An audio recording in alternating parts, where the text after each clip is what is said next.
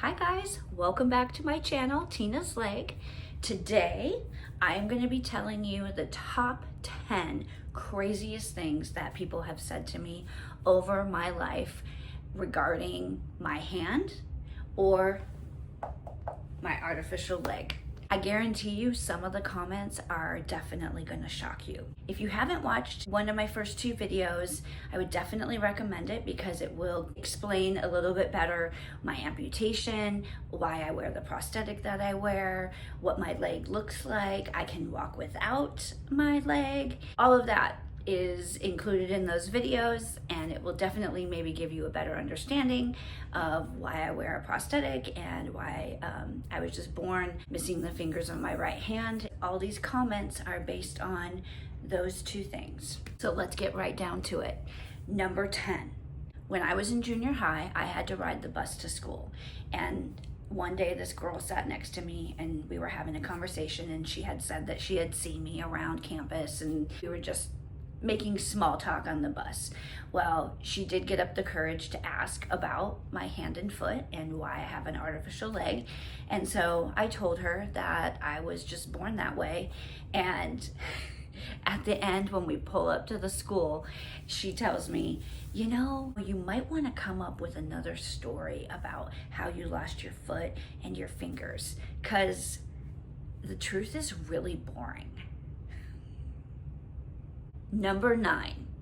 Now, I grew up in the 80s and women wore pantyhose all the time when I was a teenager. I'm so glad it's not a thing anymore because especially in Arizona, it's very hot here. I don't know how we survived wearing pantyhose all the time. When I was a teenager, I used to play the violin. I do still play the violin occasionally. I did play on stage at my church. I was a part of the worship team. And I had finished playing, and at the end of the service that day, I had a guy come up to me and ask me if I was wearing a special type of pantyhose that made my legs look stiff. Is that even a thing? Number 8. So when I was in high school, I used to go to the mall with my friends all the time. And we were at the food court one day. We were standing in line getting ready to order our food. And there was a guy behind me in line. He leans over and he asks me, "So, is your leg bulletproof?" Pretty sure not, but let's not test that theory, okay? Why would you ask a teenage girl that question? So weird. Number 7. Oh, I have 7 fingers. I can do 7. At some point, somebody had come up to me and had noticed my hand and foot. And I don't remember where this occurred, but I do remember what they said to me. And they asked me if I had some type of disease that caused me to be crippled. Thank you for thinking that I'm crippled and that I have a disease.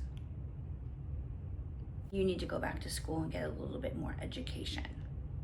Number 6.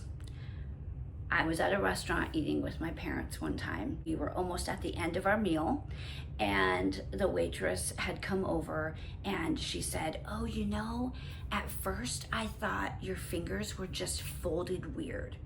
But then I realized they were deformed."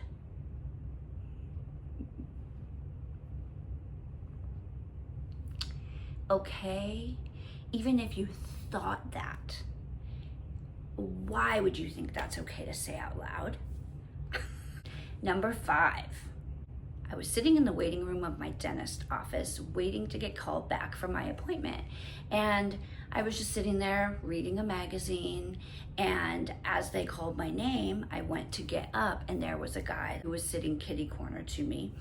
And as I get up to grab my stuff and head back, he leans forward and he says, "So real quick, like, what's your story? Do you think you're bionic?" Yes, I do.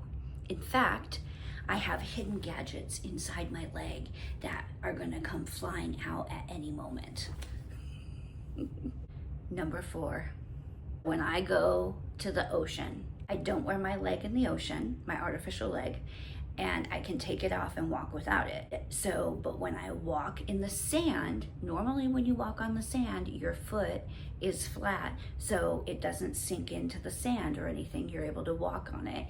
But my stump, when I walk in the sand, it sinks in and it makes a hole in the sand.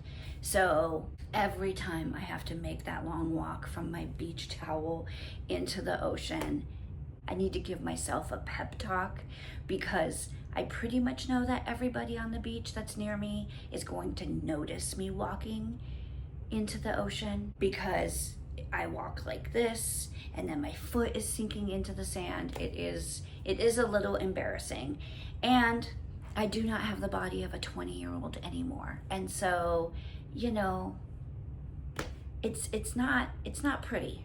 We'll just say it's not pretty. So I usually have one of my kids or my husband walk into the ocean with me, just to kind of help distract me and not really think that everybody is watching me, even though I know that they probably are. So once I'm in the water, I usually stay in for quite a while, because I don't want to have to keep making that journey back and forth. As I'm enjoying the ocean with my kids and we're just going under the waves, and they have boogie boards and they're riding some of the waves in, and I'm just hanging out, floating, living my best life in the ocean.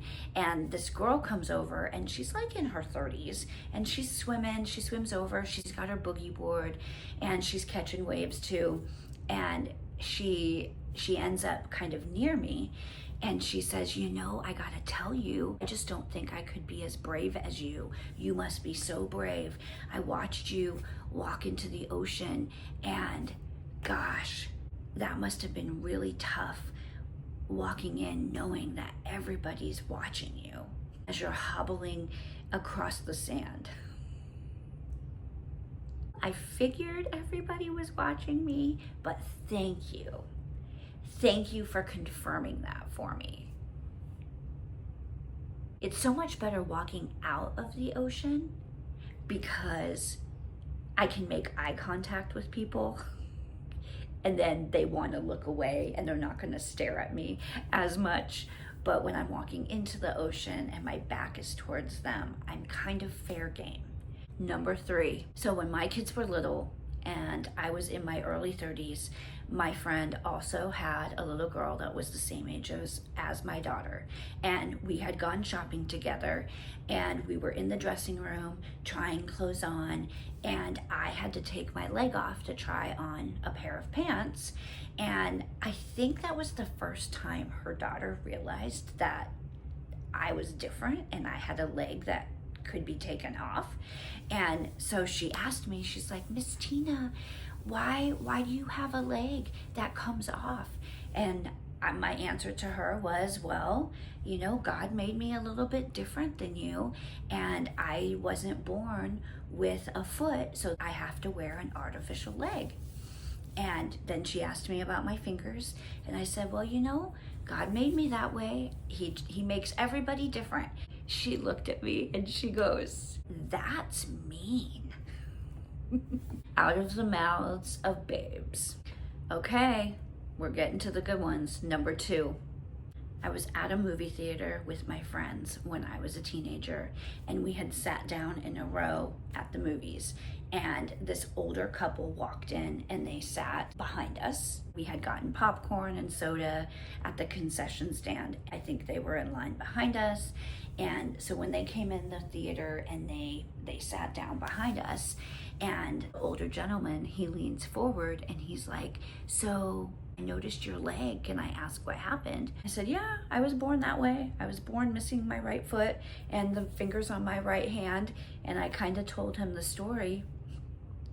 And I don't think he thought about what he was saying next, because the next thing that came out of his mouth was, your parents must have been so disappointed.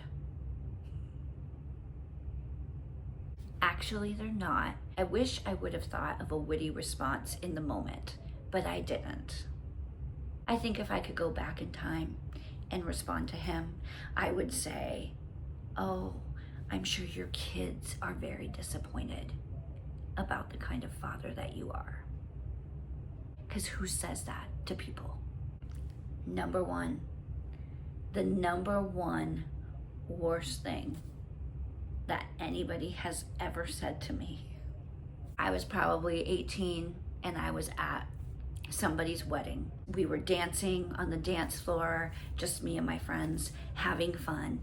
And a guy walked over to me, and again, he was older. And I don't know what the deal is with older guys thinking they can make really terrible comments to young girls. Like, what is up with that? I don't know if he was going to try and ask somebody to dance or join the party. I don't know what the situation was. All I know is that he came over, saw us dancing, tried to kind of be a part of my group of friends. I can tell that he notices my hand and my foot, and the music is loud and it's kind of dark, and he leans over and he says, "I saw you from across the room and I thought you were so beautiful. But then I noticed your hand and foot." Really? Who invited you to the wedding? Well, there you have it. My top 10 craziest comments that have ever been said to me over my life. People have a lot of nerve. I feel like the world has definitely gotten better, and people don't say the things that they used to say. I could be wrong. People do say stupid things all the time, but I feel like people are a lot more worried about getting in trouble for harassing comments and things like that today. Whereas when I was growing up, people just said what they were thinking, and people are stupid sometimes. I hope you enjoyed finding out the top 10 most shocking things that people have ever said to me. Let me know what you think. Let me know if you have had any really shocking things said to you that were totally inappropriate. You know the old saying, if you don't have anything nice to say, don't say anything at all. That's a great rule to follow.